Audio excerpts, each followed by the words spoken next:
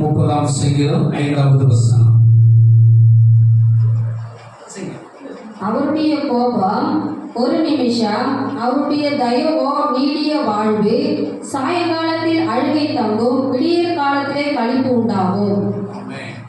கர்த்தருடைய நாமம் மகிமைப்படட்டும். இந்த நாளிலே அவருடைய தயவோ நீடிய வாழ்வு என்று வேதம் சொல்கிறது. இன்றைக்கு அவருடைய தயவு இல்லை என்றால் நம்முடைய வாழ்க்கையிலே நாம் வாழ்கிற ஒவ்வொரு நாளும் ஒவ்வொரு நிமிஷமும் அது வீணாய் பெரிதாய் காணப்படும்.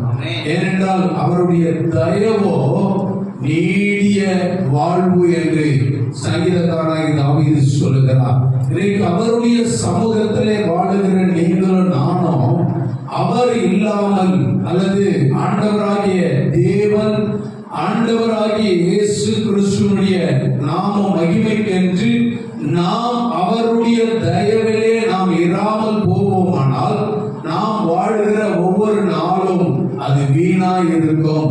ஏனென்றால் அவருடைய தயவோ நீடிய வாழ்வு என்று வேதம் சொல்கிறது.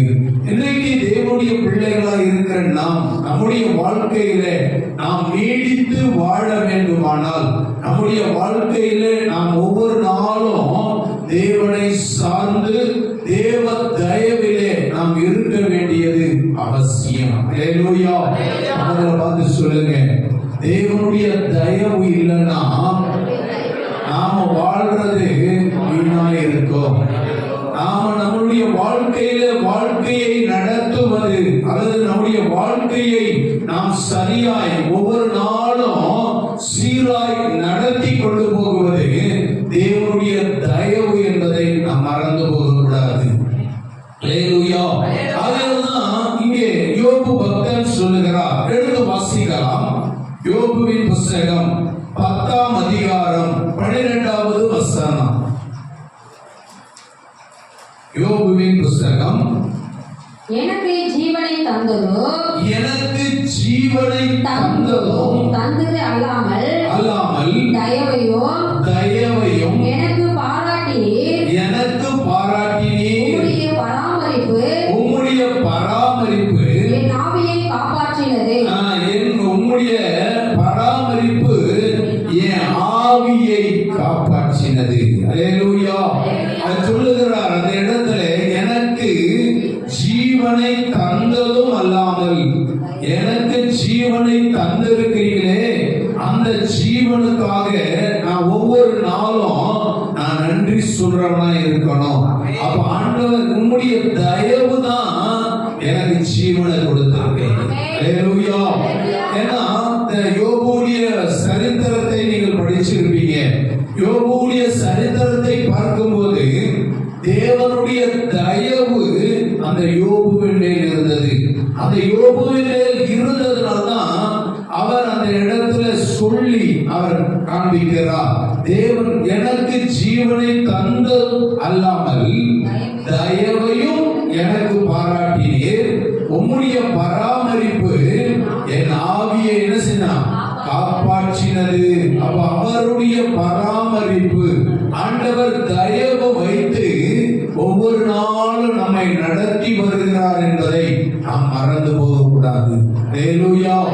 யோபுடைய வாழ்க்கையில வந்த சோதனைகள் எல்லாவற்றிலும் தேவன் அவருக்கு ஜீவனை கொடுத்து, அந்த ஜீவனை கொடுத்தது மாத்திரமல்ல, அவருக்கு பாராட்டின கிருபையும் ஈவையும் அவர் எண்ணி அவர் இந்த நாளிலே நம்மோடு கூட பேசுகிறார். நீங்க 1வது வசனத்திலிருந்து 13வது வசனம் வரையிலும் தொடர்ந்து 10வது அதிகாரத்தில் படிச்சோம்னா அவர் சொல்லுவார், பட்டியல் போட்டு காண்பிக்கிறார். ஒவ்வொன்றாய் நமக்கு சொல்லி அவர் காண்பிக்கிறதை நாம் பார்க்க முடியும். வாசிக்கலாம். என் ஆத்துமா ஜீவனை ஆரோசிக்கிறது. என் ஆத்துமா ஜீவனை ஆரோசிக்கிறது. நான் என் துயரத்துக்கு எனக்குள்ளே இடம் கொடுத்து என் மனம் சஞ்சலத்தினாலே பேசுவேன். என் மன சஞ்சலத்தினாலே பேசுவேன். நான் அப்படி சொல்றாங்க. ஏன்னா யோபுடைய மன சஞ்சலத்தினாலே நான் பேசுகிறேன் என்று சொல்லுகிறார். ஏன்னா என் ஆத்துமா ஜீவ ஜீவனை ஆலோசிக்கிறது. ஒவ்வொரு நாளும் என் ஜீவன் என்னோடு கூட இருக்கிறது நான் யோசித்து பார்க்கிறேன் என்று சொல்லுகிறார். அப்ப யோசித்து யோசித்து யோசித்து தேவ சமூகத்திலே அவர் சொல்லுகிறார், நான் என்னுடைய சஞ்சலத்தை நான் இப்ப பேசுறேன். என் வாழ்க்கையில இருக்கிற பிரச்சனையை, என் வாழ்க்கையில இருக்கிற சோதனையை, எனக்கு நேரிட்டு இருக்கிற காரியங்களை நான் உங்கள் மத்தியில பேசுகிறேன் என்று அந்த யோபு அழகாய் நம்மோடு கூட பேசுகிறார். என்ன பேசுகிறார்? கீழே வாசிக்கிறார். நான் தேவனை நோக்கி என்னை குற்றவாளி என்று தீர்க்காதிரும். என்னை குற்றவாளி என்று தீர்க்காதிரும். எது நிமித்தம் அவரை குற்றவாளி என்று தீர்ப்பது என்பது தெரியல. ஆனா அவரை முதல் வசனத்துல நீங்க போய் யோபுடைய முதல் வசனம் முதல் அதிகாரத்துல நீங்க ஃபுல்லா நீங்க படிச்சீங்கன்னா தெரியும்.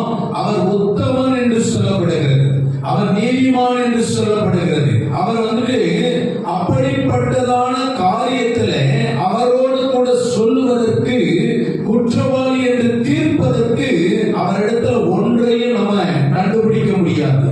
ஏன்னா அவர் முதட்டளவில் கூட பாவம் செய்யலன்னு சொல்லி வேதம் சொல்லுது.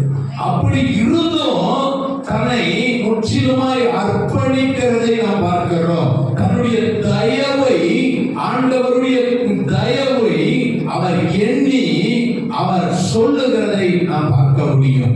எனக்கு நாம குற்றங்களே செய்தாலும் நான் என்ன குற்றம் செய்தேன்னு கேட்கிற காலத்துக்குள்ளே நம்ம இருக்கிறோம். நாம தவறுகளை செய்யும் போது, பாவத்திலே உழன்று கொண்டிருக்கும் போது, பாவத்திலே வாழ்ந்து கொண்டிருக்கும் போது நாம் என்ன தவறு செய்தோம், என்ன குற்றம் செய்தோம், என்ன காரியத்தை செய்தோம் என்று கேட்கிறவர்களுக்கு மத்தியிலே நாம் வாழ்ந்து கொண்டிருக்கிறோம். ஆனால் நமக்கு இந்த யோபு பக்தர் சொல்லுகிறான், என் குற்றங்களை எங்களுக்கு என்ன செய்யுங்க. யோசித்து பாருங்களா, அது நம்மளால அதை ஜீர்ணிக்க முடியுமான்னு பாருங்க, நம்மளால சொல்ல முடியுமான்னு பாருங்க. கர்த்தர் என் தேவனை நோக்கி என்னை குற்றவாளி என்று என்ன செய்யாதீங்க, தீர்க்காதிருங்க. குற்றவாளின்னு தீர்க்காதீங்க. இன்னைக்கு நாம அதை சொல்லும் போதுதான் நம்முடைய வாழ்க்கையில நாம் அப்படி இருக்கிறோமா என்பதை சற்று நாம் நிதானித்து பார்க்கணும். அதுக்கு அடுத்து வாசிக்கிறோம், நீர் எது நிமித்தம் என்னோடு வழக்காடுகிறீர், நீர் எது நிமித்தம் என்னோடு வழக்காடுகிறீர், அதை எனக்கு தெரியப்படுத்தும், அதை எனக்கு தெரியப்படுத்தும். ஏன்னா யோபுவுக்கு வந்த சோதனையை குறித்து பார்ப்போமானால், அந்த யோபுவுக்கும் ஆண்டவருக்கும் உள்ள உறவில இடையிலே சாத்தான் அங்கே உள்ளே வந்து நிற்கிறான். சாத்தான் வந்து நிற்கும் போது தேவன் அவனுக்கு கொடுக்கிற அனுமதியை நாம் பார்க்க முடியும். ஏன்னா 1ஆம் அதிகாரம் 8ஆம் வசனத்துக்கு போகும்போது சாத்தான் இடத்துல ஆண்டவர் கேட்பாரு, நீ எங்க சுத்தி வந்து நிக்கிறப்பா, எங்க வர அப்படின்ற போது யோபு மேல கண்ணு வச்சியா, பாத்தியா அப்படின்னு சொல்லி ஆண்டவர் அவனை பார்த்து சொல்லும் போது சாத்தான் சொல்லுவான், எல்லாத்தையும் அவனுக்கு கொடுத்து இருக்கிறதுனாலதான் அவன் உன் மேல என்னவா இருக்கிறான், பற்றுதலா இருக்கிறான், உன்னை நேசிக்கிறான், உன்னை துதிக்கிறான், உன்னுடைய நாமத்தை பிரசாதப்படுத்துகிறான். ஆகையாலதான் நீ அவனை ஆசீர்வதிச்சுக்கிட்டே இருக்கிற. ஆனா அவன்கிட்ட இருக்கிறது எல்லாம் நீ எடுத்து பாரு, உன்னை தூசிப்பான்னு சொல்லி பிசாசு அவன்கிட்ட சவால் விடுறான். அப்ப பிசாசுக்கும் ஆண்டவருக்கும் உள்ள அந்த தர்க்கத்தின் நிமித்தம் யோபுவை அங்கே சோதித்து பார்க்கிறார். இன்னைக்கு நீங்களும் நானும் உறுதியாய் நிலைத்து நிற்கிறோமா, அல்லது தேவ தயவை நாம் எண்ணி நாம் வாழ்கிறவர்களாய் இருக்கிறோமா என்பதை ஆண்டவர் சோதித்து பார்க்கிறவராய் இருக்கிறார்.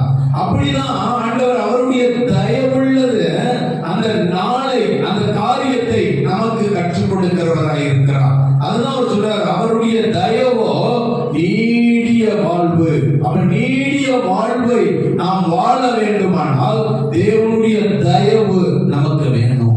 அந்த தயவு இந்த யோபு பெற்றுக்கொண்டபடியாலே அவர் சொல்லுகிறார், என்னிட குற்றத்தை தீர்க்க பாப்பீங்கன்னா அப்படி என்ன ஒருவேளை குற்றவாளி என்று நீங்க தீர்க்காது இருப்பது நலமாய் இருக்கும். அது மாத்திரமல்ல, அவன் என் கூட எதற்காக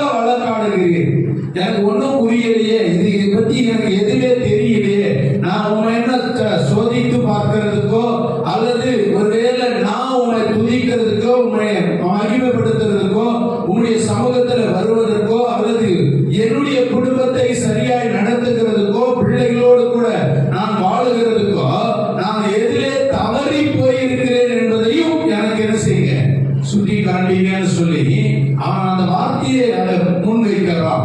என்னோடு வழக்காடுகிறீர், அதை எனக்கு என்ன செய்யுங்க, தெரியப்படுத்துங்க. எதனால என்னை இப்படி புடமிடுறீங்க, எதனால இந்த காரியத்தை எனக்கு செய்யறீங்க, அதனால அதை மட்டும் எனக்கு என்ன செய்யுங்க, தெரியப்படுத்துங்க. அது மாத்திரம் இல்ல, சொல்றாராம், நீர் என்னை ஒடுக்கி உம்முடைய கைகளின் கிரியை வெறுத்து கிரியையை வெறுத்து துன்மார்க்கரின் யோசனையை கிருபையாய் பார்க்கிறீர்கள். உமக்கு நன்றாய் இருக்குமோ? மாம்சம் கண்கள் உமக்கு உண்டோ? மாம்ச கண்கள் உமக்கு உண்டோ? மனுஷன் பார்க்கிற பிரகாரமாய் பார்க்கிறீரோ? மனுஷன் பார்க்கிற பிரகாரமாய் நீர் பார்க்கிறீரோ? நீர் என் அக்கிரமத்தை கிண்டி கிளப்பி என் பாவத்தை ஆராய்ந்து விசாரிக்கிறதற்கு உம்முடைய நாட்கள் ஒரு மனுஷனுடைய நாட்களைப் போலவோ, உம்முடைய வருஷங்கள் ஒரு புருஷனுடைய ஜீவ காலத்தைப் போலவோ இருக்கிறதோ? நான் துன்மார்க்கன் அல்ல. அவர் ஒரு ஸ்டேட்மெண்ட் கொடுக்கிறார். நீங்க இதெல்லாம் பார்க்கிறதுக்கு ஒருவேளை மனுஷன் பார்க்கிற மாதிரி பார்க்கிறதுக்கும் அல்லது ஒரு புருஷனை பார்க்கிற மாதிரி பார்க்கிறதுக்கோ நான் யார் இல்ல, துன்மார்க்கன் அல்ல, நான் துன்மார்க்கன் அல்ல என்று யோபு பக்தன் அங்க சொல்லுகிறதை நாம பார்க்கிறோம். இன்னைக்கு நாம சற்று நிதானித்து பார்த்தோம்னா நம்மளால சொல்ல முடியுமான்னு சற்று நிதானித்து பார்க்கிறோம். அவன் நம்மளை புடமிடாத நேரத்திலேயே நாம நம்மளுடைய காரியங்களை நம்ம ஆண்டவருடைய சமூகத்திலே சொல்லுவதற்கோ அல்லது நம்ம முறையிடுகிறதுக்கோ நாம எதிர்பார்ப்போடு கூட இருக்கிறோம். நம்மளை ஒரு நாள் யோபுவை சோதிச்சது மாதிரி நம்மளை என்ன செய்யல, சோதிக்கல, புடமிடல. ஆனா அப்படி இருந்தே நாம இன்னும் ஆண்டவர்கிட்ட நம்ம திருப்பி கேள்விகளை கேட்டுக்கிட்டு இருக்கிறோம். ஆனா அவன் சொன்னா அவருடைய காரியத்தை குறித்து அவரிடத்துல சொல்றான், நான் துன்மார்க்கன் அல்ல என்பது உமக்கு தெரியும். உம்முடைய கைக்கு என்னை தப்புவிக்கிறவர் இல்லை. உம்முடைய கைக்கு என்னை தப்புவிக்கிறவரும் இல்லை.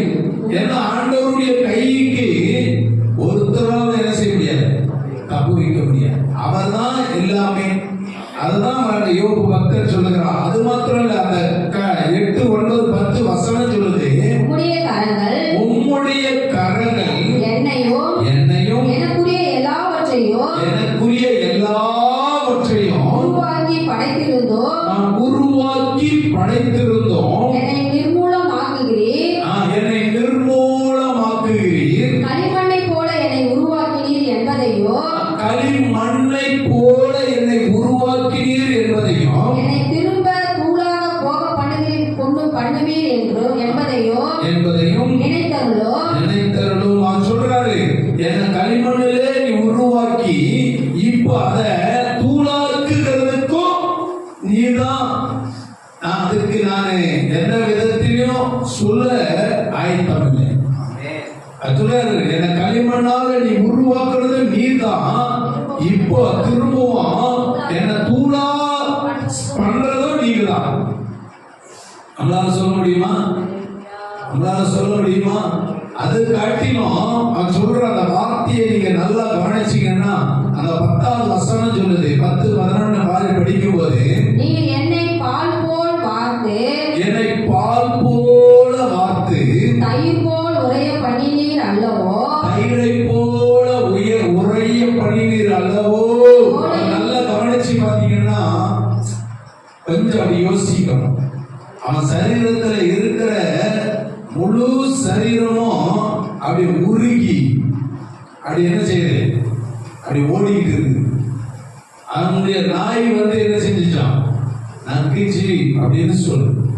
அப்போ பாலையும் தயிரையும் நாய் என்ன செய்யுது, சாப்பிடுறது போல என் சரீரத்துல ஓடுகிற அந்த சீவை அந்த பாலை போலவும் தயிரை போலவும் நாய் என்ன செஞ்சுச்சான், ஆக்கிட்டு. எவ்வளவு ஒரு கொடூரமான காரியம். அவருடைய தயவு அவனுக்குள்ள இல்லைன்னா அது எல்லாவற்றையும் செய்தாலும் தேவனுடைய தயவு அவன் கூட இருக்கு. அங்க பாருங்க, அது சொல்றாரு, தோலையும் சதையையும் எனக்கு தரித்து எலும்புகளாலும் நரம்புகளாலும் என்னை இசைத்தீர். எனக்கு ஜீவனை தந்தும் அல்லாமல் தயவையும் எனக்கு பாராட்டினீர். உம்முடைய பராமரிப்பு என் ஆவியை காப்பாற்றினது. அப்ப அவன் சொல்லி அந்த காண்பிக்கிற காரியத்தை, நான் எதுல நான் உனக்கு தூரமான, நான் எப்போ துன்மார்க்கமா ஜீவித்தேன். நம்முடைய வாழ்க்கையில சற்று நாம் நிதானித்து பார்ப்போமானா, நம்முடைய வாழ்க்கையை நாம் யோபுவோடு ஒப்பிட்டு பார்ப்போமானால், அந்த தேவனுடைய தயவு நமக்குள்ளே இருக்கிறது. ஆனா அதே தயவுள்ள அந்த கரத்தின்படி அந்த தயவுள்ளவர் நம்மோடு கூட இருக்கிறபடியினாலே நம்மையும் ஆண்டவர் நீடித்து வாழ்வதற்கு அவர் வழிவகுத்திருக்கிறார். அல்லேலூயா. அதனால அந்த யோபு பக்தர் சொல்லுகிறார், என் ஆத்துமா என் ஜீவனை ஆரோசிக்கிறது. ஏன்னா என் ஜீவன் தங்கி இருக்குதுன்னா அது ஒரு பெரிய கிருபை. ஆண்டவர் பாராட்டின ஈவு, அதுக்காக தான் அவர் அந்த வாக்கியை சொல்றார். அப்ப அவர் ஜீவனை தந்ததும் அல்லாம அவர் எனக்கு பாராட்டின பாராட்டுதல் அது அளவில்லாதது. அதனாலதான் அப்போஸ்தலனாகிய பவுல் சொல்லும்போது சொல்றார், ரோமாபுரிக்கு எழுதும்போது ரோமர் 2ஆம் அதிகாரம் 4வது வசனத்திலிருந்து 7வது வசனம் வரையிலும் நீங்க வாசிப்பீங்கன்னா, ரோமருக்கு எழுதின நிருபம் 2ஆம் அதிகாரம் 4லிருந்து 7 வரை. தேவ தயவு நீ குணப்படும்படி உன்னை ஏவுகிறது என்று அறியாமல். நல்ல கவனிக்கணும். யோபுடைய வாழ்க்கையிலே அவன் துன்மார்க்கன் அல்ல, இன்னும் அவன் குணப்படும்படியாய் பகல பார்த்து சொல்லுங்க, இன்னும் குணப்படும்படியா. அவர் சொல்றாரு, அல்லாது தேவ தயவு நீ குணப்படும்படி உன்னை ஏவுகிறது என்று அறியாமல். இன்னும் புடமிட இன்னும் நீ குணப்படணும் அப்படின்றதுக்காக தான். பொன்னை புடமிடுவது போல ஆண்டவர் யோபுவை புடமிட்டு கொண்டிருக்கிறார். யோபுவை புடமிடுகிறார். அவன் சரீரத்தில் இருக்கிற அவனுடைய தண்ணியும் சதையும் ரத்தத்தையும் அவர் பாலை போல தயிரை போல உரைய பண்ணி அதை ஓட விட்டு இருக்கார். இன்னைக்கு நம்முடைய வாழ்க்கையில சின்ன சின்ன காரியங்களுக்கே நம்மளால என்ன செய்ய முடியல, ஒண்ணுமே பண்ண முடியல. ஆண்டவர் ஏன் இதை பண்ணாரு, இப்படியா செஞ்சாரு அப்படின்னு சொல்லுவோம். இத்தனையும் பாவத்துல வாழுகிற நமக்கு, பாவத்தினாலே நாம பேசுகிற வார்த்தைகளினாலே, நாம நினைக்கிற நினைவுகளினாலே, சிந்திக்கிற சிந்தையினாலே நாம் எத்தனையோ பாவங்களை நாம் செய்து கொண்டிருக்கிறோம். ஆனால் யோபு சொல்ற, நான் துன்மார்க்கன் அல்ல. ஆனா துன்மார்க்கனா இல்லைனாலும் உன்னை இன்றைக்கு ஜீவனை கொடுத்து வச்சிருக்கிறதின் நோக்கம் இன்னும் குணப்படும்படியா. இன்னும் குணப்படணும். பக்கத்துல பார்த்து சொல்லுங்க, இன்னும் குணப்படணும். இன்னும் குணப்படணும்ன்றது அறியாததுனாலதான் உன் வாழ்க்கையில இன்னும் பிரச்சனைகள் நேரிட்டு கொண்டிருக்கு. உன் பிரச்சனைகளுக்கு நீதான் காரணம் என்பதை நாம மறந்து போகிறோம். ஆனால் மறந்து போய் தேவனே நம்மளுக்கு இதெல்லாம் கொண்டு வருகிறார் என்றும் சொல்லுகிறோம். ஆனால் யோபுடைய வாழ்க்கையில அதை யோபுடைய வாழ்க்கையில நம்ம எண்ணி பார்ப்போமானால், தேவன் அங்கே சாத்தானோடு கூட போராடுகிறதுனாலே, அல்லது சாத்தானோடு கூட அவருக்கு வாக்குவாதம் படுகிறதுனாலே, அல்லது சாத்தானிடத்திலே அவர் தன்னுடைய மகனாகிய யோபுவின் மேல் அவர் வைத்திருந்த நம்பிக்கையினாலே அவர் அங்கே ஒப்பு கொடுக்க ஆரம்பிச்சிருக்கிறார். இன்னைக்கு நம்ம எதுக்குமே இல்லாத நம்ம, ஆனா நம்மளும் ஆண்டவர் ஏன் இதை செஞ்சா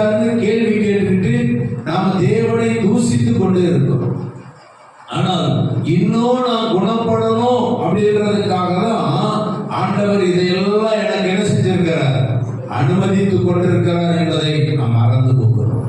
ஹல்லேலூயா. இன்னும் குணப்படணும். வாசிக்கலாம். அவருடைய தயவு, அவருடைய தயவு, பொறுமை, நீடிய சாந்தம், இவைகளின் ஐஸ்வர்யத்தை அசட்டை பண்ணுகிறாயோ. அசட்டை பண்ணுகிறாயோ. ஆண்டவருடைய தயவையும் பொறுமையும் அவருடைய ஐஸ்வர்யத்தையும் நாம் என்ன செஞ்சுக்கிட்டு இருக்கிறோம்? அசட்டை பண்ணிக்கிட்டு இருக்கோம்.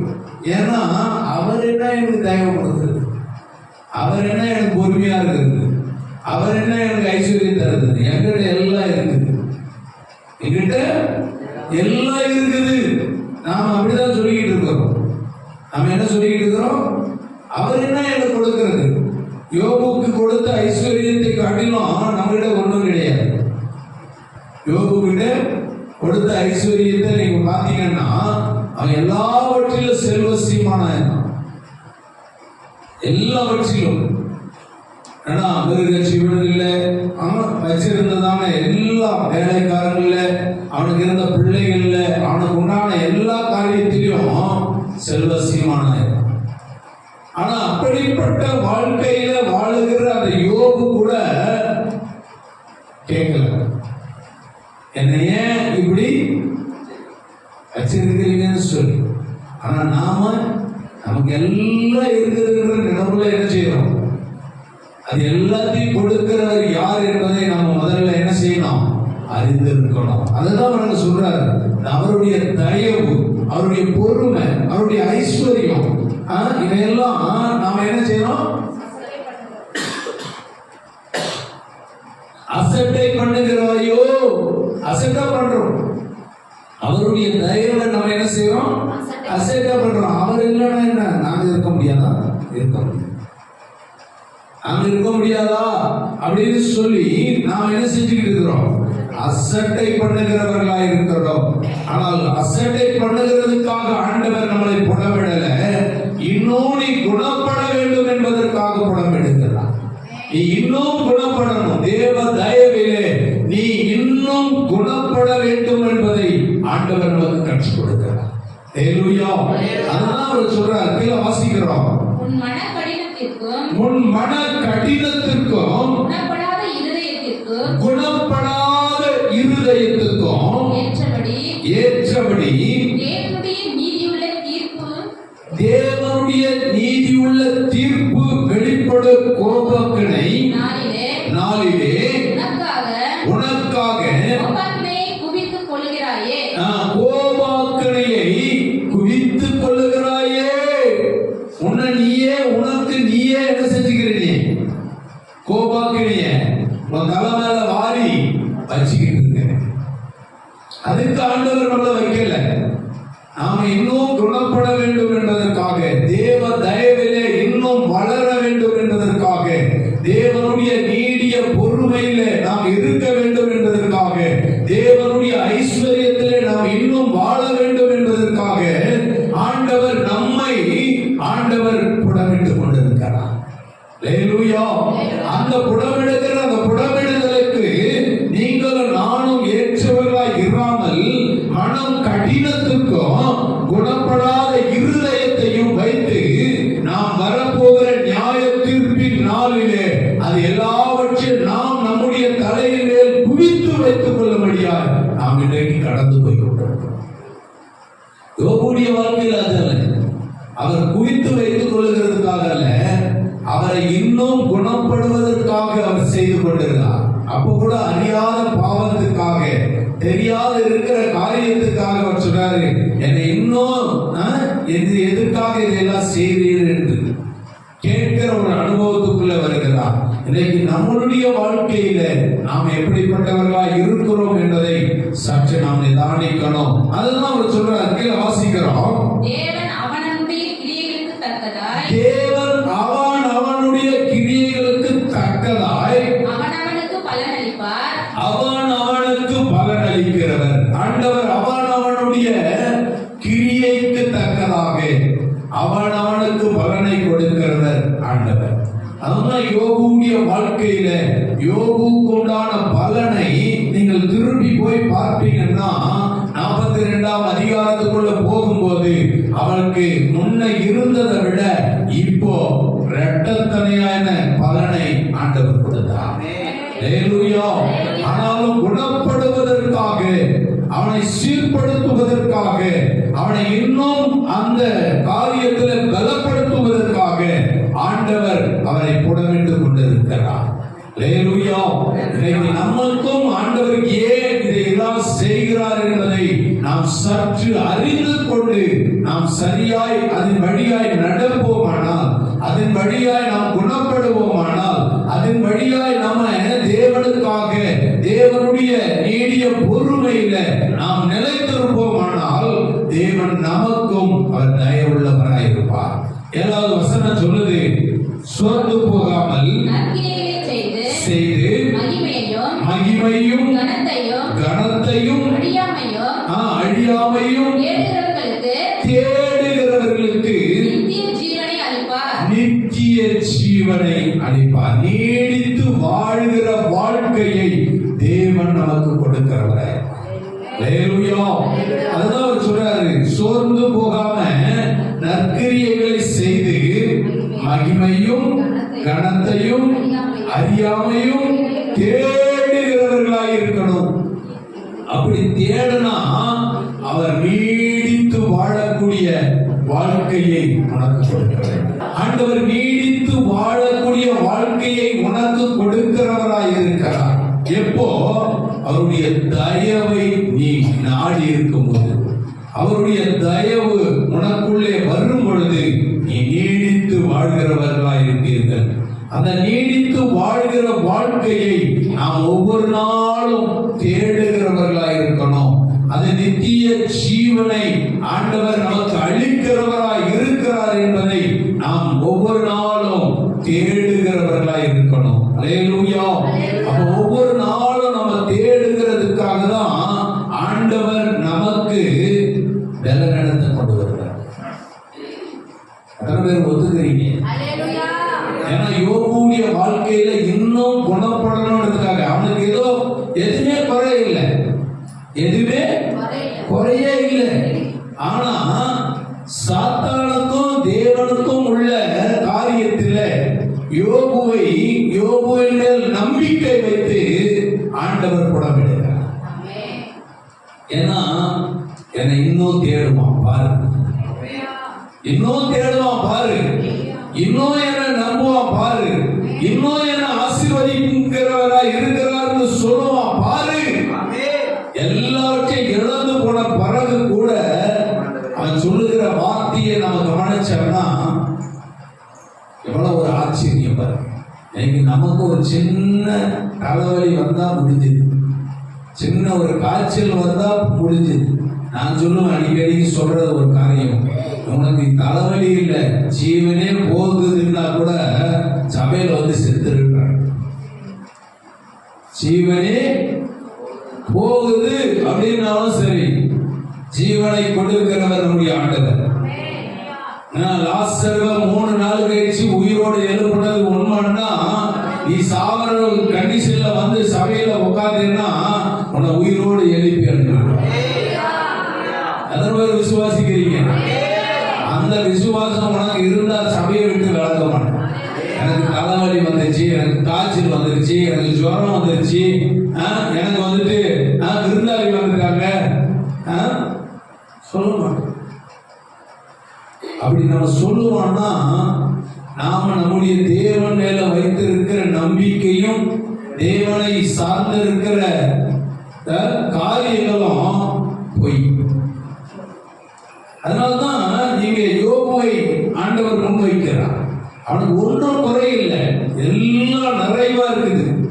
ஆனா நிறைவா இருந்தாலும் தேவன் ஆண்டேல் வைத்திருந்த நம்பிக்கை, தேவன் வைத்திருந்த தயவை விளங்க பண்ணினார். நமக்கு தேவ தயவு இருக்குதா அப்படின்னு கேட்டா நாம சொல்லுவோம், ஆண்டவர் எனக்கு என்ன செஞ்சுட்டாரு, ஆண்டவர் எனக்கு என்ன செஞ்சுட்டாரு, உன்னை உயிரோட வச்சிருக்கிறாரே அதுவே பெரிய தயவு. ஹல்லேலூயா.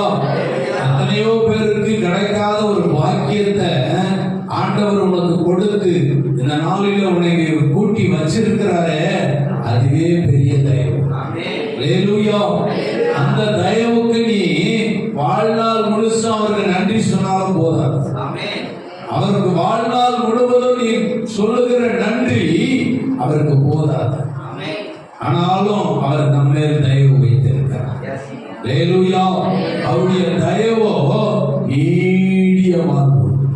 நீடித்து வாழக்கூடிய வாழ்க்கையை ஆண்டவர் நமக்கு கொடுத்திருக்கிறார். இரண்டாவது புத்தகம் 33ஆம் அதிகாரம் 10வது வசனம்.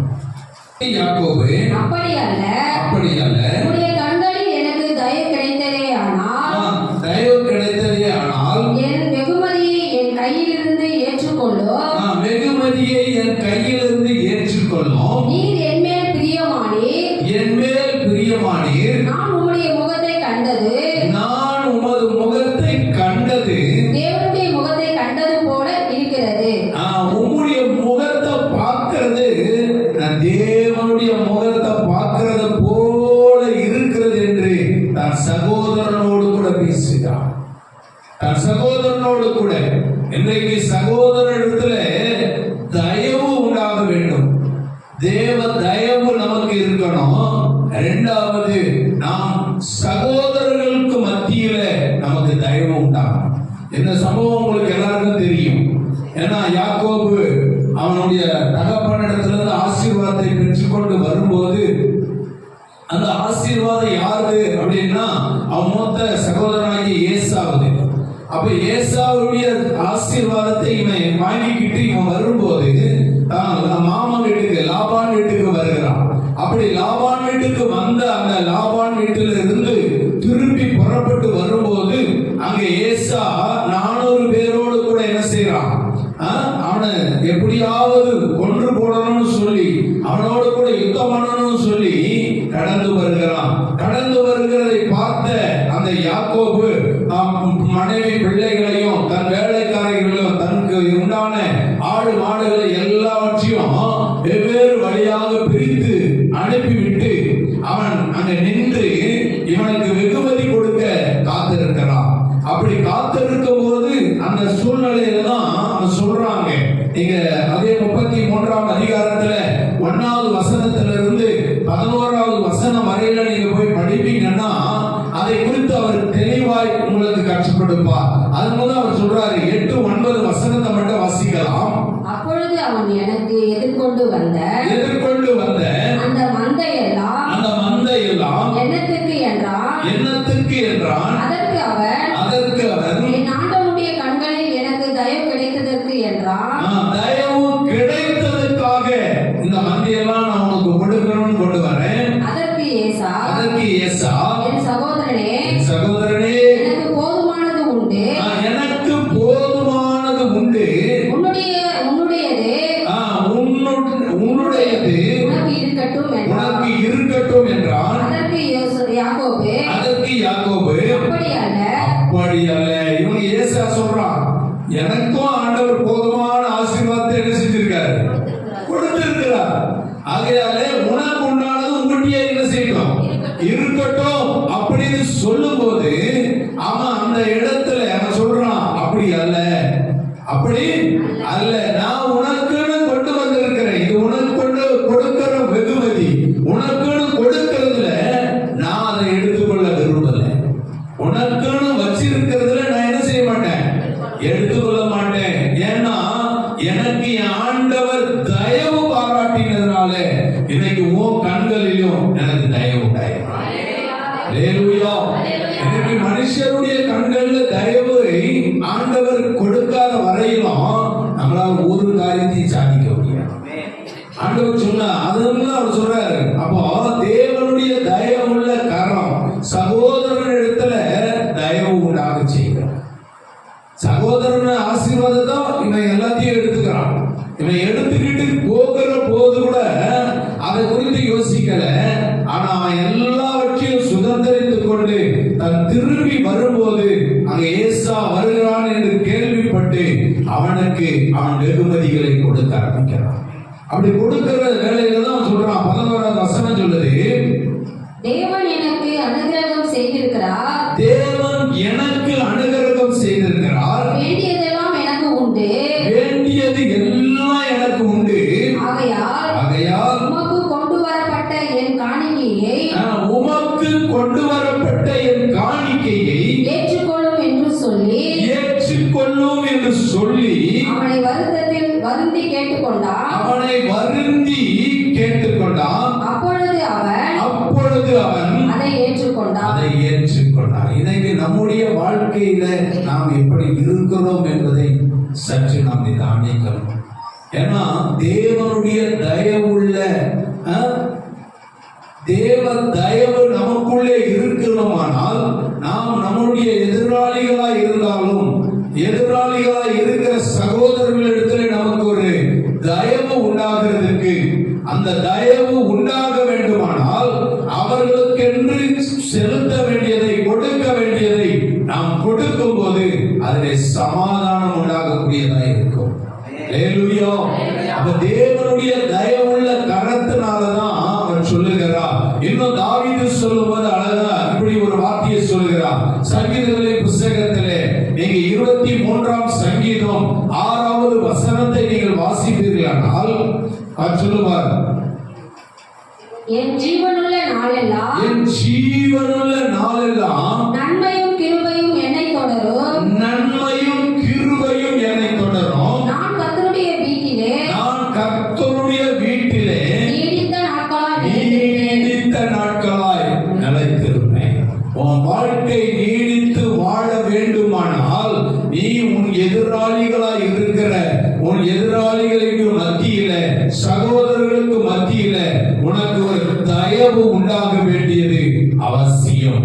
அப்ப தயவு உண்டாக வேண்டுமானால் அவர்களுக்கு கொடுக்க வேண்டிய வெகுமதிகளை, அவர்களுக்கு கொடுக்க வேண்டிய காணிக்கைகளை, அவர்க்கென்று கொண்டு வந்தவைகளை நீ செலுத்த வேண்டியது அவசியம். ஹல்லேலூயா.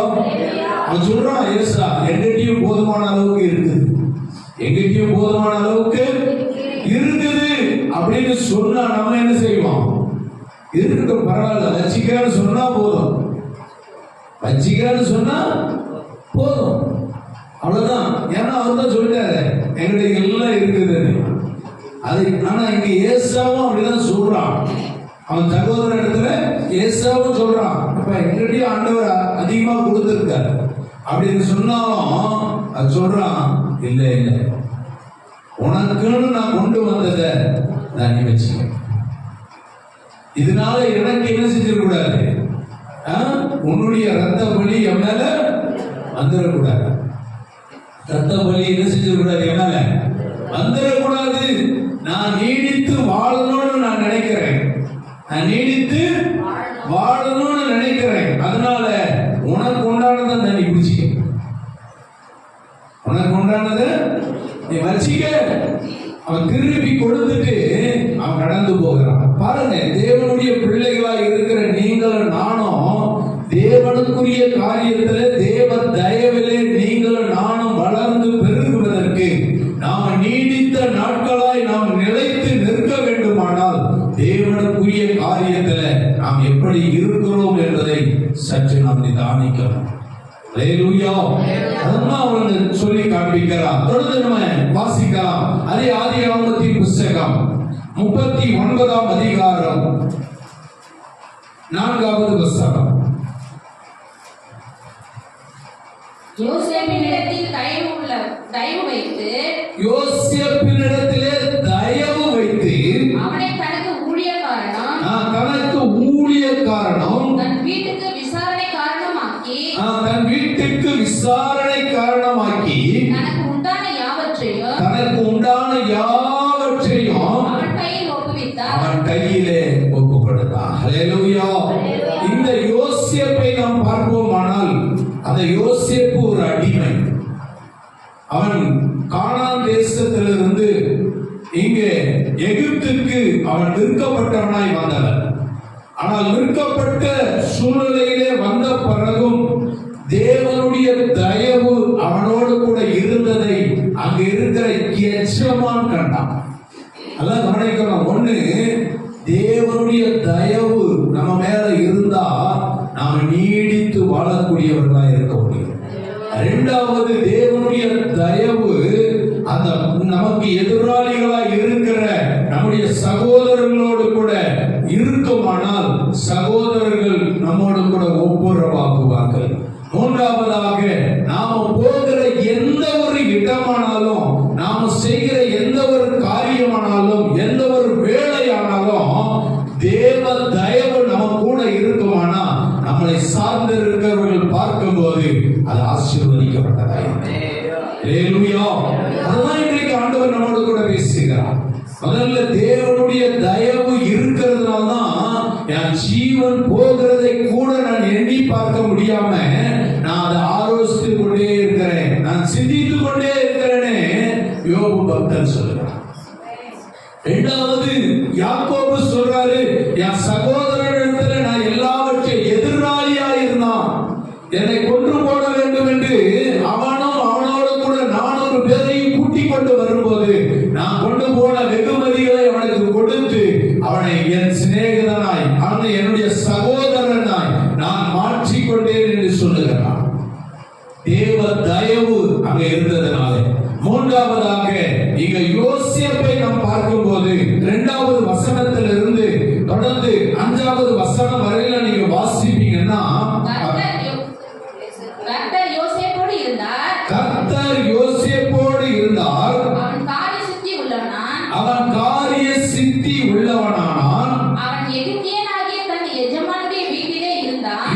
நல்ல கவனிக்கணும். கர்த்தர் அவனோடு கூட இருந்தார் என்பதையும், அங்கே அவன் காரிய சித்தி உள்ளவனாய் இருந்தான் என்பதையும் அந்த எஜமானுடைய வீட்டிலே இருக்கும்போதே தெரியுது. தெரிஞ்ச பிறகு சொல்றான், கர்த்தர் அவனோடு இருக்கிறார் என்றும் அவன் செய்கிற யாவையும் கர்த்தர் வாய்க்க பண்ணுகிறார் என்றும் அவன் எஜமான் கண்டு. அவன் எஜமான் கண்டு. இன்னைக்கு நம்மளுடைய வாழ்க்கையில நாம் போகிற எந்த ஒரு இடமானாலும், எந்த ஒரு செயல்பாடுகளாய், எந்த ஒரு வேலையை செய்கிறதானாலும், நாம் செய்கிற காரியங்கள் தேவ சித்தத்தின்படி, தேவ தயவுள்ள கரம் நம்மளோடு கூட இருக்குமானால், தேவனுடைய தயவு நம்ம மேல இருந்துச்சுன்னா நாம போய் எதை செய்தாலும் அதை பார்க்கிற எஜமான் அதை கண்டு அவன் பூரிப்படைவார்கள். ஹல்லேலூயா. இன்னைக்கு அதுதான் ஆண்டவர் நம்மோடு கூட பேசுகிறார். அப்ப நீ போகிற இடங்களில நீ எப்படிப்பட்டவர்களா இருக்கிறீர்கள்? அது தேவ தயவு உனக்குள்ளே இருக்குதா? அப்ப நீ செய்கிற வேலையில தேவ தயவு இருக்குதா அப்படி என்பதை நீ கற்றுக்கொள்ள வேண்டியது அவசியம். அதாவது அவர் சொல்றாரு, எஜமான் கண்டு யோசேப்பினிடத்தில் தயவு வைத்து, யோசேப்பினிடத்திலே தயவு வைத்து, அவனை தனக்கு ஊழியக்காரனும் தன் வீட்டுக்கு விசாரணை காரணமாக்கி தனக்கு உண்டான யாவற்றையும் அவன் கையில் ஒப்புவித்தான். அவன் வீட்டுக்கும் வீட்டுக்கும் தனக்கு உண்டான எல்லாவற்றுக்கும் விசாரணை காரணாக்கினது முதற்கொண்டு கர்த்தர் யோசேப்பின் நிமித்தம் அந்த எகிப்தியன் வீட்டை ஆசீர்வதித்தார். நீ போகிற இடங்களில, நீ போய் செய்கிற எந்த ஒரு வேலையும் உன் நிமித்தம் உன் எஜமான் ஆசீர்வதிக்கப்பட்டவனாயிருக்கிறான். ஹல்லேலூயா. நீ போகிற எந்த ஒரு வேலையானாலும் சரி, எந்த ஒரு காரியமானாலும் சரி, எதை நீ செய்கிறவர்களா இருந்தாலும் அந்த வீட்டினுடைய எஜமான் அதை கண்டு ஆசீர்வதிக்கப்படணும். அதுதான் இங்க ஆண்டவர் நமக்கு சொல்றார். அந்த எகிப்தியன் வீட்டை ஆசீர்வதித்தார். அது மாத்திரமல்ல, எகிப்தியன் வீட்டை மாத்திரமல்ல, அதுக்கப்புறம் பாருங்க, வீட்டிலும் வெளியிலும் அவனுக்கு உண்டான எல்லாவற்றிலும் கர்த்தருடைய ஆசீர்வாதம் இருந்தது. ஹல்லேலூயா. எனக்கு தேவர் கரம், தேவனுடைய தயவு அவளோடு கூட இருக்குமானால், தேவனுடைய தயவு நிமித்தம் அநேகருக்கு அதை பற்றி பிடிக்குமானால், அது நீ போய் செய்கிற இடங்களும், நீ போய் வேலை பார்க்கிற எஜமான்களும் ஆசீர்வதிக்கப்பட்டவர்களாயிருப்பார்கள். ஹalleluya. நீ போய் செய்கிற வீடு ஒருவேளை எந்த ஒரு காரியமானாலும் அந்த வீட்டுக்கு அந்த எஜமான் அதை கண்டு சந்தோஷப்படுவார். ஹalleluya. அதுக்கு நாம தேவ தயவு பெற்றிருக்கணும். தேவ தயவு பெற்றிருக்கணும். தேவ தயவு பெற்றிருந்தா நாம எந்த இடத்துல போய் எந்த வேலையை செய்ய ஆரம்பிச்சாலும் அந்த வேலையில இருக்கிற நாம மாத்திரம் இல்ல, நம்மை சார்ந்து இருக்கிற எஜமான் சந்தோஷப்படும். ஹalleluya. அதுதான் சொல்றாரு அந்த காரியத்தை குறித்து. அங்க இருக்கிற தலைவர்களும் அங்க உள்ள காரியத்தினுடைய செயல்பாடுகளை நம்ம பார்க்கும் போது அதன் மூலம் அந்த வார்த்தையை நம்ம படிக்கிறோம். இன்னும் நீங்க அதே காரியத்துல 39ஆம் அதிகாரத்துல 21, 22, 23 வசனத்தை வாசிப்பீங்கன்னா கர்த்தரோ யோசேப்போடு இருந்து அவன் மேல் கிருபை வைத்து சிறைச்சாலை தலைவனுடைய தயவு அவனுக்கு கிடைக்கும்படி செய்தார். அங்க அதுக்கு இடையில பல சம்பவங்கள் நடக்குது. ஆனா அந்த சம்பவத்துக்கும் யோசேப்புக்கும் சம்மந்தமே இல்லை. சம்பந்தம் இல்லாத ஒரு சூழ்நிலையில சிறைச்சாலைக்கு வருகிறான். சிறைச்சாலையில கொண்டு வந்து விடப்படுகிற சூழ்நிலையில வரும்போது தேவன் தயவு யோசேப்பு மேல இருந்தது. தேவ தயவு யோசேப்போடு கூட இருந்ததுனால அங்க போன சிறைச்சாலை தலைவனுக்கும் அந்த தயவு கண். சொல்றது புரியுதா? அப்ப எஜமானுக்கு மட்டும் இல்ல, அவன் போகிற எந்த இடத்திலும் அவன் செய்கிற வேலையானாலும் அவன் போய் தங்குகிற இடமானாலும் எந்த ஒரு காரியத்திலும் அவனுக்கு தலைவன் கையில அல்லது தலைவனுடைய கண்களில அதிகாரி கண்கள்ல தயவு உண்டாயிற்று. ஹalleluya. இன்னைக்கு தேவனுடைய பிள்ளைகளா இருக்கிற நீங்களும் நானும் தேவனுடைய தயவு நமக்குள்ள இருக்குமானா நாம போய் எந்த இடத்துல வேலையை செய்தாலும் அந்த வேலைக்கு உண்டான தலைவனானாலும் அந்த வேலையை வாங்குகிற அதிகாரியானாலும் அவர்களையும் ஆண்டவர் நமக்கு தயவு செய்ய வைப்பார். ஹalleluya. நம்ம போகிறதான இடங்களில ஆண்டவர் தயவு செய்கிறவராய் இருப்பார். அதிகாரி கண்கள்ல தயவு, அதிகாரி கண்கள்ல தயவு. இந்த அங்க ஜெயிலுக்கு போறான், சிறைச்சாலைக்கு போறான். சிறைச்சாலைக்கு போன உடனே அந்த சிறைச்சாலையில இருக்கிற தலைவனுடைய கண்கள்ல அந்த தயவு உண்டாகும். ஆண்டவர் அனுகிரகம் பண்ணுகிறார். அதுக்கு அடுத்தவர் சொல்றார் பாருங்க, சிறைச்சாலை தலைவன் சிறைச்சாலையில் வைக்கப்பட்ட யாவரையும் யோசேப்பின் கையிலே ஒப்புவித்தான். யோசேப்பின் கையில ஒப்புவித்தான். உனக்கு ஒரு வேலை நீ போகிற இடத்துல செய்கிற வேலையில ஆண்டவர் உன் மேல தயவு வைத்து அங்க இருக்கிற அதிகாரி கண்கள்ல தயவு கிடைக்குமானால் அந்த தயவு கிடைக்கும் போதே அங்க இருக்கிற வேலையெல்லாம் உன் கையில கொடுத்து போயிடும். புரியுதா? நீதான் எல்லாத்தையும் பார்த்துக்கணும்பா, எல்லாத்தையும் நீதான் பார்த்துக்கணும். அப்படி சொல்லிக்கிட்டு போகிறதுக்கு தேவ தயவு வரணும். தேவனுடைய தயவு வரணும். தேவ தயவு இருந்தா உனக்கு மாத்திரல்ல, உன்னை சார்ந்து இருக்கிறவர்களுக்கும் உன்னோடு கூட எதிராய் போராடுகிறவர்களுக்கும் உன்னுடைய வேலை ஸ்தலத்தில் இருக்கிற எஜமானுக்கும் அல்லது உன் வேலையை வாங்குகிற அதிகாரிகள் கண்களும் ஆண்டவர் தயவை உண்டாக்குவார். ஹalleluya. தயவு உண்டாக்குவார். கர்த்தருடைய தயவு நமக்குள்ள இருக்கணும். அவருடைய தயவு நமக்கு மேல இருந்துச்சுன்னா நாம எந்த இடத்துல போனாலும் போகிற இடமெல்லாம் தயவு உண்டாக்குவார். அந்த தயவை ஆண்டவர் உண்டாக்கி வச்சிருக்கிறத நம்ம பார்க்க முடியும். பாருங்க, அங்க வாசிக்கிறோம், அங்கே அவர்கள் செய்வது எல்லாவற்றையும் யோசேப்பு செய்வித்தான். கர்த்தர் அவனோடு கூட இருந்தபடினாலும் அவன் எதை செய்தானோ கர்த்தர் வாய்க்கப்படினபடினாலும் அவன் வசமாய் இருந்த யாதொன்றை குறித்தும் சிறைச்சாலை தலைவன் காரியத்தை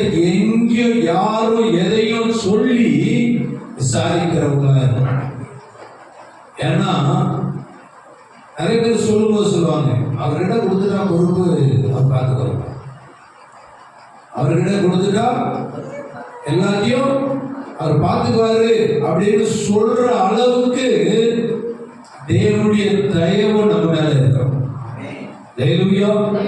தேவ தயவு நம்ம மேல இருந்துச்சுன்னா, தேவ கிருபை தேவ தயவு நம்மளோடு கூட இருந்து அவர் நடத்துவாரானால் நிச்சயம் அதை நம்மளுடைய கரத்தில் ஒப்பு கொடுத்து போயிட்டே இருப்போம். வேலையானாலும் சரி, அல்லது நீ இருக்கிற எந்த இடமானாலும் சரி, நீ எங்க போனாலும் தேவன் அங்க இருக்கிறவர்களை உனக்கு அனுகூலமாக்குவார். அங்க அவர்களுக்கு தயவு உண்டு பண்ணுவார். அதுதான் ஆண்டவர் சொல்றார், தயவு உண்டாக்குவார். அதுக்கு இங்க சொல்லி காண்பிக்கிறார். இதான் வாசிக்கிறோம். எபேசியர் 2ஆம் அதிகாரம் 4வது வசனத்திலிருந்து 7வது வசனம் வரையிலும் வாசிப்போம். தேவனோ இரக்கத்தில் ஐஸ்வர்யம் உள்ளவராய் நம்மில் அன்பு கூர்ந்த தம்முடைய மிகுந்த அன்பினாலே அக்கிரமங்களிலே மரித்தவர்களாய் இருந்த நம்மை கிறிஸ்துவுடனே கூட உயிர்ப்பித்தார். கிருபையினாலே ரட்சிக்கப்பட்டீர்கள். கிறிஸ்து இயேசுவுக்குள் அவர் நம்மிடத்திலே வைத்த தயவினாலே மகா மேன்மையான ஐஸ்வர்யத்தை வருங்காலங்களில் விளங்க செய்வதற்காக கிறிஸ்து இயேசுவுக்குள் நம்மை அவரோடு கூட எழுப்பி உன்னதங்களிலே அவரோடு கூட உட்காரவும் செய்தார். ஹல்லேலூயா. இன்றைக்கு தேவனுடைய பிள்ளைகளாய் இருக்கிற நீங்களும் நானும் தேவனுடைய இரக்கத்தினாலே, தேவனுடைய ஐஸ்வர்யத்தினாலே, அவர் நம்ம மேல வைத்த அளவில்லாத அன்பினாலே நாம் அக்கிரமத்திலே வாழ்ந்து கொண்டிருந்த நம்மை, அப்பாவத்திலே மரித்து போயிருந்த நம்மை அவர் நம்முடைய தயவு வைத்து, நம்ம மேல அவர் தயவு வைத்து அவருடைய கிருபையினாலே நம்மளை உயிர்ப்பித்து இருக்கிறார். ஹல்லேலூயா. அந்த தயவு இல்லைன்னா இன்னும் நம்ம பாவத்துல விழுந்து கிடந்திருப்போம். இன்னைக்கு உலகத்துல இருக்கிற அநேகரை நம்ம பார்க்க முடியும். ஏன் நம்ம குடும்பத்துல இருக்கிறவர்களையே நம்ம பார்க்க முடியும். ஏன் நம்ம தெருவுல இருக்கிறவங்கள நம்ம பார்க்க முடியும். நம்ம கிராமத்துல இருக்கிறவங்கள நம்ம பார்க்க முடியும். இன்னும் பாவத்துல மரித்து கிடக்கிறவர்களா இருக்கிறார்கள். ஆனால் அவர்களுக்கு மத்தியில உங்களை என்னையும் தேவன் தயவை வைத்து இன்றைக்கு உயிரோடு நம்மளை காக்க வைத்தார். ஹல்லேலூயா. மரித்த கடந்த நம்மை மரணத்தின் பாதையில இருந்து நம்மை நீடித்து வாழக்கூடிய வாழ்க்கையை ஆண்டவர் நமக்கு தந்திருக்கிறார். அந்த பாவத்தின் சம்பளம் மரணம். அந்த மரணத்தில் இருந்து நம்மை உயிர்ப்பித்திருக்கிறார். இனி நமக்கு ஒரு மரணம் இல்லை. ஏன்னா ஆண்டவராகிய இயேசு கிறிஸ்து நமக்காக மரித்ததனால இனி நமக்கு ஒரு மரணம் இல்லை. ஏன்னா நாம மரித்து அவரை போல நம்ம உயிர் தெரிந்திருக்கிறோம் என்று நாம் இன்றைக்கு சொல்லுகிறவர்களாய் இருக்கிறோம். ஏன்னா அவருடைய தயவு நம்ம மேல இருக்கிறதுனால, அவர் நம்ம மேல தயவு வைத்து அவருடைய கிருபையினாலே நம்மளை ரட்சித்தபடியினாலே நாம் அதற்கு ஏற்றவர்களாய் அவரோடு கூட உன்னதத்தில் உட்கார ஆண்டவர் நமக்கு உதவி செய்திருக்கிறார். ஹல்லேலூயா. அந்த ஆண்டவருடைய சமூகத்தில் நீங்கள் நானும் எப்படி இருக்கிறோம் என்பதை சற்று நாம் நிதானிக்கணும். ஹல்லேலூயா. அதுதான் சொல்றாரு. ஏன்னா தேவனுடைய தாசர்களை பார்க்கும்போது வேதத்தில் அநேக பரிசுத்தவான்களை நாம் பார்க்க முடியும். ஏன்னா ஆண்டவருடைய தயவு அங்க வைத்ததனாலே அநேகருடைய வாழ்க்கையில ஆண்டவர் வெற்றியை சுதந்திரித்திருக்கிறார்கள். இன்னும் கூட நான் சொல்ல முடியும். வாசிக்கலாம். எஸ்தரின் புஸ்தகம், எஸ்தர் 2ஆம் அதிகாரம் 9வது வசனம் சொல்லுது, எஸ்தரின் புஸ்தகம் 2ஆம் அதிகாரம் 9வது வசனம். அந்த பெண் அவன் பார்வைக்கு நன்றாய் இருந்ததினால் அவன் பார்வைக்கு நன்றாய் இருந்ததினால் அவளுக்கு அவன் கண்களிலே தயவு கிடைத்தது. பாருங்க, நல்லா கவனிச்சீங்கன்னா இங்கே ஆகாஸ்வேரு என்கிறதான ஒரு ராஜா இருக்கிறார். அந்த ராஜாவின் இடத்திலே எஸ்தரை கொண்டு வந்து நிறுத்தும் போது எஸ்தர் மொர்தெகாயினாலே வளர்க்கப்பட்டவர். அவர் ஒரு யூத பெண்மணி. அப்படி இருந்த அந்த பெண் அங்கே போய் நிற்கும் போது அந்த ஆகாஸ்வேரு என்கிறதான ராஜாவுடைய கண்களில அவளுக்கு தயவு உண்டாச்சு. காரணம், அவ பார்க்கிறதுக்கு அவ எப்படி இருந்தா நன்றாயிருந்தாள் என்று சொல்லுகிறது. எனக்கு தேவனுடைய தயவு உங்களுக்கும் என் மேலே இருக்கிறதுக்கு நீங்களும் நானும் அவருடைய பார்வைக்கு நாம் நன்றாய் இருக்கிறோமா என்பதை சற்று நாம் நிதானிக்கணும். அல்லேலூயா, அல்லேலூயா. அந்த யூத பெண்மணியாய் இருந்த எஸ்தர் அந்த ஆகாஸ்வேரு ராஜாவுக்கு முன்னாடி கொண்டு போய் நிறுத்தும் போது அந்த ராஜாவுடைய கண்களிலே அவருடைய பார்வைக்கு அவன் நன்றாயிருந்தாள். அப்படி இருந்ததுனால அவருடைய அந்த ராஜாவுடைய கண்கள்ல எஸ்தருக்கு தயவு கிடைச்சு. அல்லேலூயா. எனக்கு தேவனுடைய தயவு உங்களுக்கு எனக்கு கிடைக்குமானா நீங்களும் நானும் நன்றாய் இருக்கிறோமா என்பதை சற்று நிதானிக்கணும். நன்றாய் இருக்கிறோம். ஏன்னா நம்ம ஏதோ சாப்பிடுறதில்ல, உடுத்துறதில்ல, அல்லது நம்ம வாழ்றதில்ல குறித்து நன்றாய் பேசல. தேவனுடைய சமூகத்திலே வந்து நீ நிற்பாயானால் தேவன் உன்னை பார்த்த உடனே சொல்லணும், இவன் நன்றாய் இருக்கிறான். ஆண்டவருடைய சமூகத்திலே சொல்லுகிறதுக்கு நீங்க எப்படிப்பட்டவர்களாய் இருக்கிறீர்கள் அதெல்லாம் வாசிக்கிறோம். தயவு கிடைத்தது. ஆகையால் அவளுடைய சுத்திகரிப்புக்கு வேண்டியவைகளையும் அவளுடைய சுத்திகரிப்புக்கு வேண்டியவைகளையும் அவளுக்கு தேவையான மற்றவைகளையும் அவளுக்கு தேவையான மற்றவைகளையும் அவளுக்கு கொடுக்கவும் ராஜா அரண்மனையிலே இருக்கிற 7 தாதிமார்களை அவளுக்கு நியமிக்கவும் ஜாக்கிரதைப்பட்டு கன்னிமாடத்தில்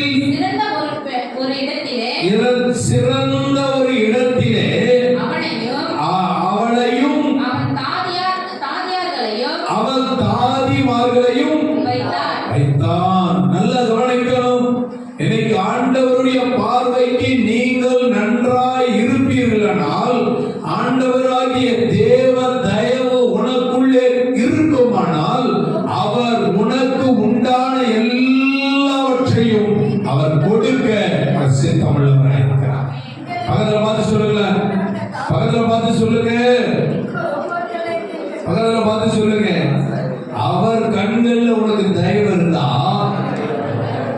அவர் உனக்கு வேண்டிய எல்லாவற்றையும் கொடுப்பார். உனக்கு வேண்டிய எல்லாவற்றையும் கொடுப்பார்.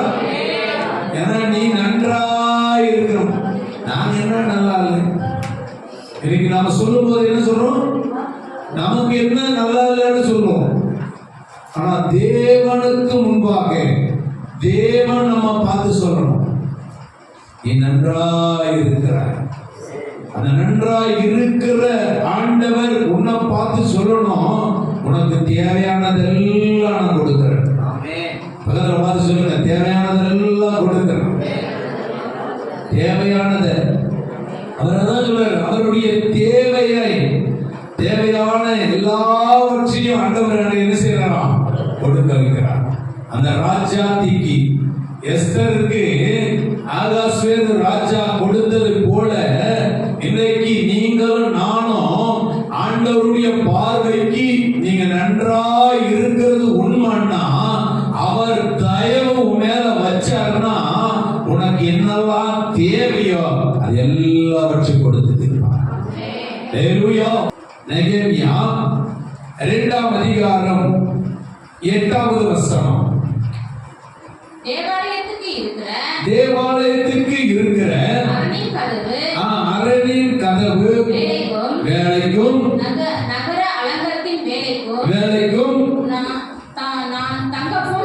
நான் தங்க போகிற வீட்டின் வேலைக்கும் வேண்டிய மரங்களை ராஜாவின் வனத்து காவலனாகிய ஆசாப்பு எனக்கு கொடுக்கும்படிக்கும் அவனுக்கும் ஒரு கடிதம் கட்டளையிடப்படுவதாக என்றேன். என் தேவனுடைய தயவுள்ள கரம் என் மேல் இருந்தபடியினால் ராஜா அவைகளை எனக்கு கட்டளையிட்டார். அல்லேலூயா. பாருங்க, தேவனுடைய ஆலயத்தினுடைய வேலைக்கும் அவன் தங்க போற வீட்டுக்கும் ஆண்டவருடைய சமூகத்துல கேட்க உடனே தேவனுடைய தயவுள்ள கரம் ஆண்டையில இருந்ததுனால அங்க இருந்த அர்தசஷ்டா ராஜா அதை கட்டளையிடுகிறான். அல்லேலூயா. அதுதான் அவர்கள் சொல்றார், அர்தசஷ்டா ராஜா அதை கட்டளையிடுகிறான். இன்னும் எஸ்ராவை போய் படிச்சீங்கன்னா எஸ்ரால 7ஆம் அதிகாரம் 9வது வசனம் சொல்லுது, அங்கே பெர்சியனாகிய அர்தசஷ்டாவுடைய ராஜாவா இருக்கிறான். அந்த ராஜா அவனோட கூட பேசும்போது அவனும் இதே வார்த்தையை தான் சொல்லுவான், நான் தேவனுடைய ஆலயத்தை கட்டணும், தேவனுடைய ஆலயத்துக்கு உண்டான காரியங்களை எனக்கு செய்யும் என்று சொல்லும் போது அந்த பெர்சியா ராஜா அது எல்லாவற்றையும் சுதந்தரித்து அதை எல்லாவற்றையும் எஸ்ராவுடைய கையில கொடுத்து அதை நீ போய் கட்டி தீரு என்று சொல்லி அனுப்புகிறதை நாம் பார்க்க முடியும். அல்லேலூயா. அதுதான் அவர் சொல்றாரு, எஸ்ரா 7ஆம் அதிகாரம் 7 1வது வசனத்தை வாசிங்கன்னா, இந்த வர்த்தமானங்களுக்கு பின்பு செராயாவின் குமாரனாகிய எஸ்ரா பெர்சியாவின் ராஜாவாகிய அர்தசஷ்டா அரசாளுகிற காலத்திலே பாபிலோனில் இருந்து வந்தான். இந்த செராயா அசரியாவின் குமாரன். நல்லா கவனிச்சீங்கன்னா இவன் வந்துட்டு அந்நிய தேசத்தான். அங்க இருக்கிற ராஜா அந்நிய தேசத்தான். ஏன்னா எகிப்து தேசத்துல இருக்கிறான். பெர்சியர்கள் வந்துட்டு எகிப்திய தேசத்துல இருக்கிறார்கள்.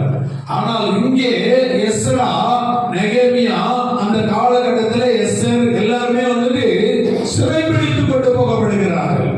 சிறைபிடித்து கொண்டு போகிற காலத்துல தங்களுடைய தேவனுடைய ஆலயத்தையும் தேவனுடைய ஆலயத்தின் வேலைக்கான மரங்களையும் தான் தங்க போற வீட்டினுடைய வேலைக்காகவும் நீர் எங்களுக்கு கொடுக்க வேண்டும் என்று சொல்லி அங்க நெகேமியாவும் எஸ்ராவும் அங்கே கேட்கும் போது அங்கே இருக்கிற பெர்சியனாகிய அர்தசஷ்டா அதை கொடுத்து அனுப்புகிறதை நாம் பார்க்க முடியும். அல்லேலூயா. அதனாலதான் சொல்றார் 9:9 வாசிங்கன்னா, எஸ்ரா 9ஆம் அதிகாரம் 9வது வசனத்தை நீங்க வாசிக்கும் போது, நாங்கள் அடிமைகளாய் இருந்தோம் ஆனாலும் எங்கள் அடிமைத்தனத்திலே எங்கள் தேவன் எங்களை கைவிடாமல். நல்லா கவனிக்கணும், நீ எங்க இருக்கிறன்றது முக்கியம் அல்ல, தேவ தயவு உனக்குள்ள இருக்குதா என்பது முக்கியமா பார்க்கணும். நீ எங்க இருக்கிறன்றது முக்கியம் அல்ல. பக்கத்துல பார்த்து சொல்லு, நீ எங்க இருக்கிறன்றது முக்கியம் அல்ல, தேவ தயவு உங்ககிட்ட இருக்குதான்னு பார்க்கணும். ஏன்னா இவங்க அடிமைகளா இருக்கிறார்கள். எங்க? எகிப்து தேசத்துல, எகிப்துல பாபிலோனில போய் அவங்க அடிமைத்தனத்துல இருக்கிறார்கள். ஆனா அடிமைத்தனத்துல இருந்த போது அவர்கள் சிந்தித்து அவர்கள் செயல்படுகிற காரியங்களுக்கு அங்கு இருக்கிறதான அந்த பாபிலோனின் ராஜாவாகிய பெர்சியாவும் அர்தசஷ்டாவுக்கு அந்த காரியத்தை அங்கே செய்கிறதை நாம் பார்க்க முடியும். அல்லேலூயா. அவங்க அந்த இடத்துல அவர் சொல்றாங்க, நான் அடிமைகளா இருந்தோம் ஆனாலும் எங்கள் அடிமைத்தனத்திலே எங்கள் தேவன் எங்களை கைவிடாமல். ஆண்டவர் கைவிடுகிறவர் அல்ல, அவர் கைவிடுகிறவர் அல்ல. அவர் வந்துட்டு சொன்னார்னா செய்வார். நான் உன்னை விட்டு விலகுவதும் இல்லை, உன்னை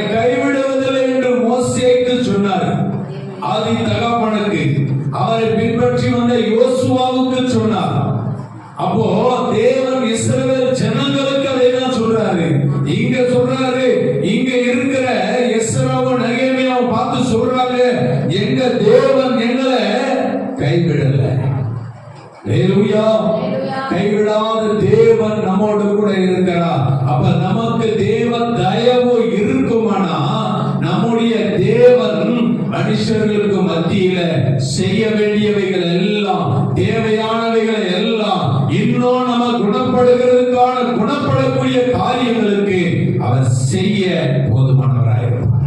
அல்லேலூயா. அதுதான் சொல்றாரு பாருங்க, அந்த வார்த்தையை சொல்றாரு, எங்கள் தேவன் எங்களை கைவிடாமல் எங்களுக்கு உயிர் கொடுக்கவும் நாங்கள் எங்கள் தேவனுடைய ஆலயத்தை எடுப்பித்து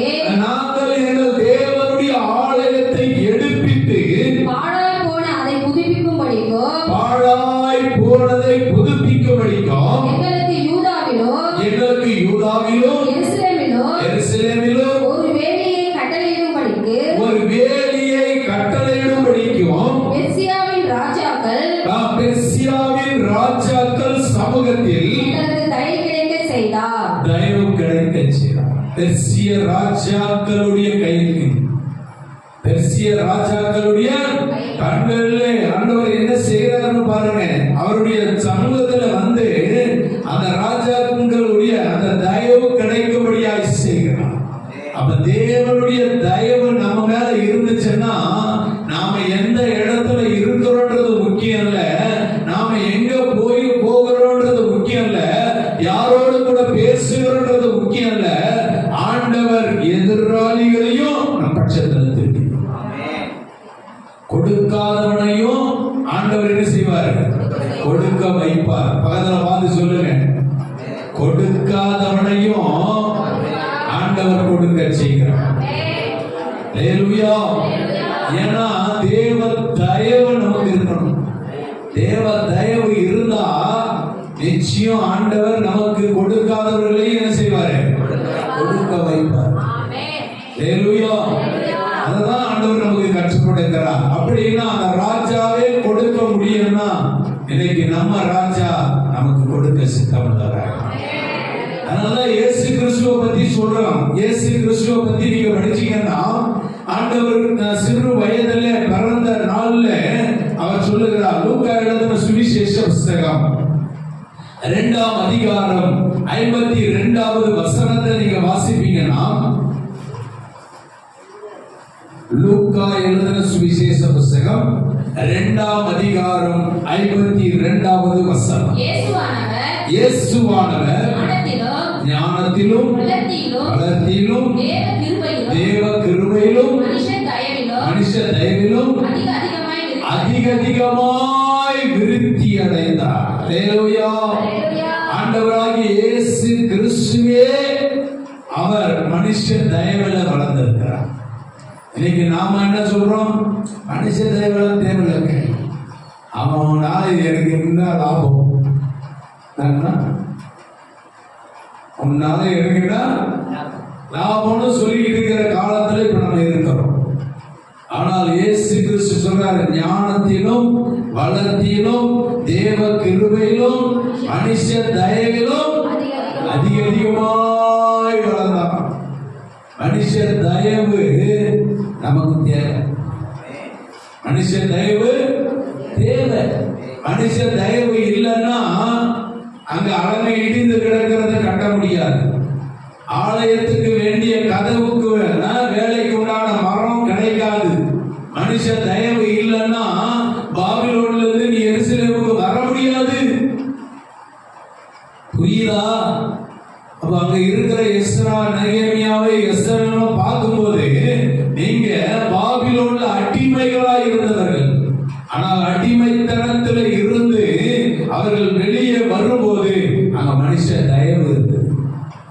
பெர்சியா ராஜாவுடைய தயவு இருந்தது.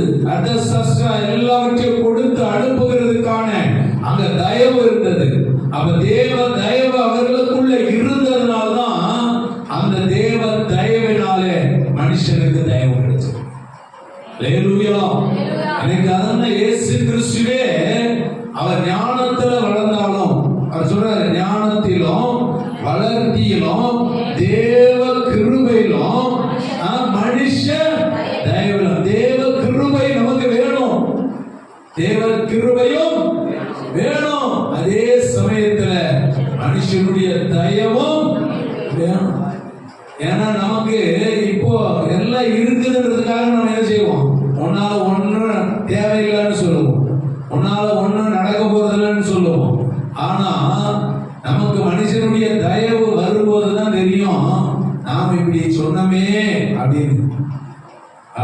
தேவனே அங்க இயேசு கிறிஸ்துவுக்கே மனுஷ தயவு தேவை. அந்த மனுஷ தயவுல தான் ஆண்டவர் என்ன செஞ்சிருக்காரு, வளர்ந்து இருக்கிறார். இன்னைக்கு நீங்களும் நானும் தேவ சமூகத்துல இருக்கிறோம். தேவ சமூகத்தில் இருக்கிற நாம் நீடித்து வாழ வேண்டுமானால் தேவனுடைய தயவு நமக்கு வேணும். ஹல்லேலூயா. நீடித்து வாழ்வதற்கு தேவ தயவு வேணும். அப்ப தேவ தயவு இருந்தா நம்முடைய வாழ்க்கையில அழுகி போய் இருக்கிற அல்லது ஒன்றுக்கும் உதவாத இருக்கிற அந்த சரீரத்துல எப்பேற்பட்ட வியாதி வந்தாலும் தேவ தயவு இருக்குமானா அது எல்லாம் குணமாக்கப்படும். ஹல்லேலூயா. அப்ப தேவ தயவு நமக்கு இருக்குமானா நமக்கு எதிராளியா இருக்கிறவங்களும் நம்மளோடு கூட வந்து சமாதானம் பண்ணுகிறவர்களா இருப்பார்கள். ஹல்லேலூயா. சமாதானம் பண்ணுகிறவர்கள் பாக்கியவான் என்று சொல்லப்படுகிறது. அப்போ தேவன் சமூகத்திலே அவருடைய தயவு நமக்கு இருக்கன்னா நம்ம எதிராளிகள் நம் பட்சத்துல வந்து சமாதானம் பண்ணுகிறவர்களா இருப்பார்கள். அது மாத்திரமல்ல, நாம நம்முடைய வேலை ஸ்தலங்களிலே நாம போய் எந்த வேலையை செய்ய போனாலும் நம்முடைய எஜமானும் ஆசீர்வதிக்கப்பட்டிருப்பார்கள், நாமும் ஆசீர்வதிக்கப்பட்டவர்களாயிருப்போம். அது மாத்திரமா, அப்படி நம்ம எஜமான் சொல்லுகிற காரியத்துக்கு மாத்திரம் இல்ல, நம்மை வேலை வாங்குகிற வேலையில இருக்கிற அதிகாரி கண்களிலும் ஆண்டவர் தயவை உண்டாக்குவார். ஹல்லேலூயா. எஜமானுக்கு மாத்திரமல்ல, வேலை செய்கிற வேலையாட்கள் கண்களிலும் கர்த்தர் என்ன செய்வாராம், தயவு உண்டு பண்ணுவாராம். அது மாத்திரமா, அப்ப தேவன் கொடுக்கிற ஆசீர்வாதத்தின் பங்கை நமக்கு தேவையானது எல்லாவற்றையும் கொடுக்கிறதுக்கு ராஜாவுடைய கண்கள்ல தயவு உண்டானது. அப்ப நம்முடைய ஆண்டவருடைய கண்கள்ல தயவு உண்டாகும் போது நம்முடைய தேவைகள் எல்லாவற்றையும் ஆண்டவர் என்ன செய்வாரு, நிறைவாய் கொடுத்து நம்மை ஆசீர்வதிப்பார். ஹல்லேலூயா. ஹல்லேலூயா. படியிடுவோம். பரிசுத்தமுள்ள பிதாவே, இந்த நல்ல வேலைக்காக நாங்கள் நன்றி செலுத்துகிறோம். நல்ல வேலையில் ஆண்டவரே நம்முடைய நாமம் மகிமைப்படுகிறதுக்காக நாங்கள் ஸ்தோத்திரம். ஆண்டவரே, தேவ தயவு, கர்த்தருடைய தயவு எங்களை நீடித்து வாழ வைக்கிறதுக்காக நாங்கள் உமக்கு நன்றி செலுத்துகிறோம். நீர் எங்களை நீடித்து வாழ வைக்கிறதுக்காக உமக்கு நன்றி ஆண்டவரே. ஆண்டவரே, இன்னும் நாங்கள் குணப்பட வேண்டும் என்று ஆண்டவரே நீர் எங்களை ஆண்டவரே புடமிடுகிறதுக்காக உமக்கு நாங்கள் நன்றி செலுத்துகிறோம். ஆண்டவரே, இன்னும் நாங்கள் நீடித்து உம்முடைய வீட்டிலே வாழ்வதற்கு தேவையானவைகளை கர்த்தர் எங்களுக்கு நீர் அனுகிரகம் பண்ணுகிறதுக்காக நாங்கள் ஸ்தோத்திரிக்கிறோம். தொடர்ந்து உம்முடைய சித்தம் இந்த நாளிலே நிறைவேற ஆண்டவரே நீர் கிருபை செய்கிறாங்க. எல்லாவற்றுடைய சமூகத்தில் தாழ்த்தி நாங்கள் ஒப்புக் கொடுக்கிறோம். நீரே பொறுப்பெடுத்து வழிநடத்தி ஆசீர்வதி. எல்லா துதியும் கனமும் மகிமையும் ஒருவருக்கே செலுத்துகிறோம். இயேசு கிறிஸ்து நாமத்தினாலே வேண்டிக் கொள்கிறோம் பிதாவே. ஆமென். நம் ஆசீர்வாதப்பட்ட நம்முடைய கர்த்தரும் ரட்சகருமாய் இருக்கிற இயேசு கிறிஸ்துவின் கிருபை, பிதாவாகிய தேவனுடைய அன்பும் பரிசுத்த ஆவியானவருடைய அன்யோன்யம் ஐக்கியம் ஆலோசனை வழிநடத்தல் பாதுகாப்பு ரட்சிப்பு நம் அனைவரோடு கூட உலகமெங்கு வருகிற பரிசுத்தவான் இன்றும் என்றும் சதா காலங்களும் நிலைத்திருப்பாராக. ஆமென். என் ஆத்துமாவே கர்த்தரை ஸ்தோத்திரி, என் முழுமே பரிசுத்த நாமத்தை ஸ்தோத்திரி.